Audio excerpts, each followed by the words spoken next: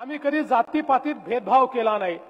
या महाराष्ट्रामध्ये ओबीसी समाज असो, मराठा समाज असो, धनगर समाज असो, या ठिकाणी आमचा गोवारी समाज असो, वेगवेगळ्या समाजाच्या अडचणी या समजून घेऊन त्या अडचणीतनं मार्ग काढण्याचा प्रयत्न आम्ही सातत्याने केला। आणि आजही आमचं ठाम मत आहे, या महाराष्ट्रामध्ये मराठा समाज असो, ओबीसी समाज असो किंवा इतर सगळे समाज असो, आपण सगळे हे छत्रपती शिवरायांचे मावळे आहोत।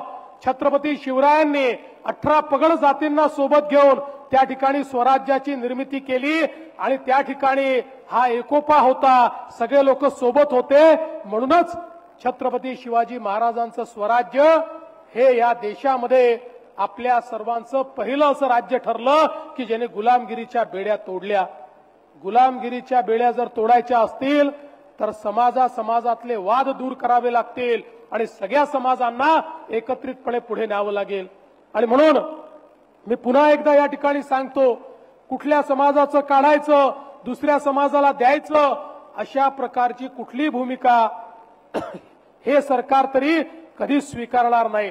आम्ही सगळ्या समाजाचं कल्याण करण्याकरता या ठिकाणी एकत्रित आलो आहोत आणि त्याच दृष्टीनं आम्ही घेतलेले कुठलेही निर्णय जर आपण बघितले तर कोणत्या समाजावर अन्याय करणारे निर्णय आम्ही कधी घेतले नाही आणि यापुढे देखील घेणार नाही। म्हणून मी आपल्याला निश्चितपणे सांगतो, ज्या ठिकाणी मराठा समाजाला न्याय देण्याची वेळ आली त्या ठिकाणी मराठा समाजाला न्याय दिला, पण मराठा समाजाला न्याय देत असताना ओबीसी समाजावर आम्ही कधीच अन्याय केला नाही आणि ओबीसी समाजाच्या पाठीशी पूर्ण ताकदीने आणि खंबीरपणे आम्ही उभे आहोत। यापुढे देखील मी आपल्याला सांगू इच्छितो, महाराष्ट्रामध्ये वेगवेगळ्या समाजांचे प्रश्न आहेत, हे सगळे प्रश्न सोडवण्याच्या दृष्टीनं आपलं सरकार हे सातत्याने पुढाकार घेईल आणि निश्चितपणे प्रत्येक समाजाला पुढे नेण्याचं काम आपल्या सरकारच्या माध्यमातून होईल। मी पुन्हा एकदा आपल्या सर्वांना आश्वस्त करतो, ओबीसी समाजाकरता आजवर वेगवेगळे निर्णय घेणारे हे सरकार आहे। मगाशी बावनकुळे साहेबांनी सांगितले, खरं आहे, ज्या प्रकारचा निर्णय झाला होता त्या निर्णयामुळे जवळपास 12 जिल्ह्यांमध्ये तर एकही जागा ओबीसी करता आरक्षित राहणार नव्हती, एकही नाही।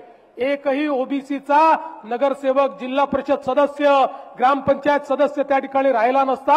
आम्ही सुप्रीम कोर्टामध्ये भांडून त्या ठिकाणी बाजू मांडून संपूर्ण 27% आरक्षण परत आणलं आणि आज महाराष्ट्रामध्ये आता ज्या निवडणुका होऊ घातलेल्या आहेत या निवडणुकांमध्ये प्रत्येक जिल्ह्यामध्ये 27% ओबीसीच्या आरक्षणासहितच या निवडणुका या ठिकाणी पार पडतील आणि आमच्या ओबीसी समाजाला त्या ठिकाणी राजकीय आरक्षणापासून वंचित ठेवण्याचं जे काही षडयंत्र झालं होतं त्यातनं बाहेर काढण्याचं काम हे आमच्या सरकारने या ठिकाणी केलं आहे।